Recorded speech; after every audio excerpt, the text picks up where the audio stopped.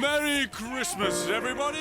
Whilst being fun, Christmas shows also became a time for thinking of others and giving.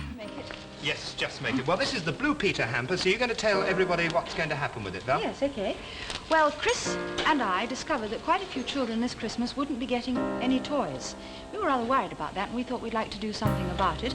And then we had an idea, and we thought maybe you'd all like to help by sending in a toy. Yes. Well, These requests for toys in the early 60s were the start of something groundbreaking, the Blue Peter Appeals.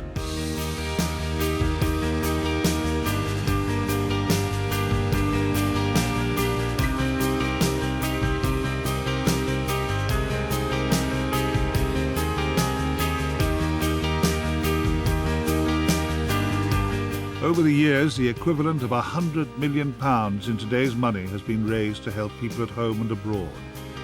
But it's never been money that's been directly asked for. Thanks to all your buttons, badges and buckles, we're also definitely going to be able to help convert this tumble-down old house into a brand new guide dog training centre.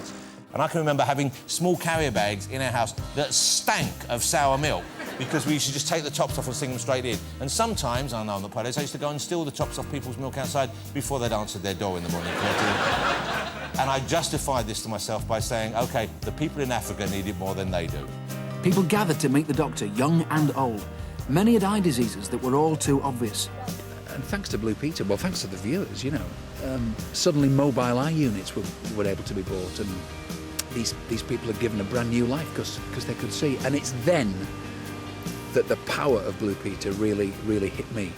She had to rely totally on help for her very survival. When she returns home, she won't need to be led anymore, thanks to a simple operation. She says my eyes are now good, but later on before I go, I must have my ears to look at. We want you to collect them, send them to us, and we, for every can you send us, will turn into money. On a particular appeal I was heavily involved in, which was going to Cambodia, they raised about £4 million, which is quite extraordinary. So it really is a colossal thank you to every single person who's joining in. And that's millions of thanks, because it seems as though just about everybody in the country's joining in.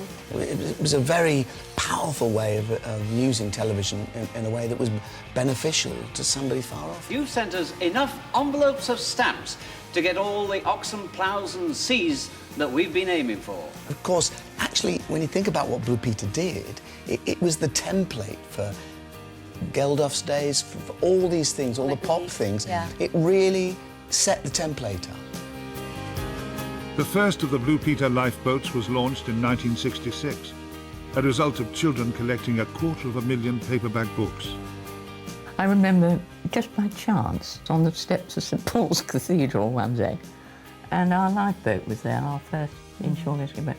And this child came up and dragging his dad with it and said, "That's our lifeboat." And you think, yes, it is your lifeboat.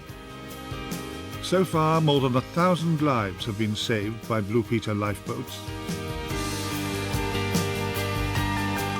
The aim of the appeals is to empower children, to make them think. The programme's never been afraid of tackling difficult issues. One of my proudest moments was when we were able to do the HIV/AIDS appeal, because for a long time, in the very recent history, people had said to me, that can't be done. You cannot do that subject for that audience. And I really felt strongly that we could and should. I've only spent a short amount of time with them, but I've grown really attached to them, especially little Agnes. And when I was walking off there, I could hear her crying.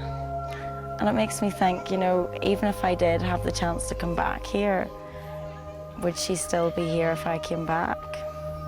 You just don't know. Just feel really sad.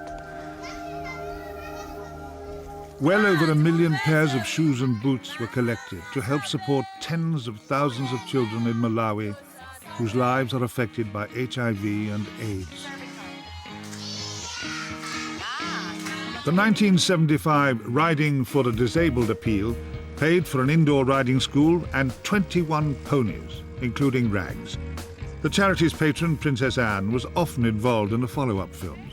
Biddy Baxter was there one day because royalty was there, and she was walking backwards as the With pony was the coming. camera. Yeah. And this was a huge double field with nothing in it whatsoever except this horse trough right in the middle. The stupid woman went and fell in. How she could miss it, God only knows, but she did. But what you did hear on the soundtrack was Princess Anne saying, "Oh, she's fallen in the trough."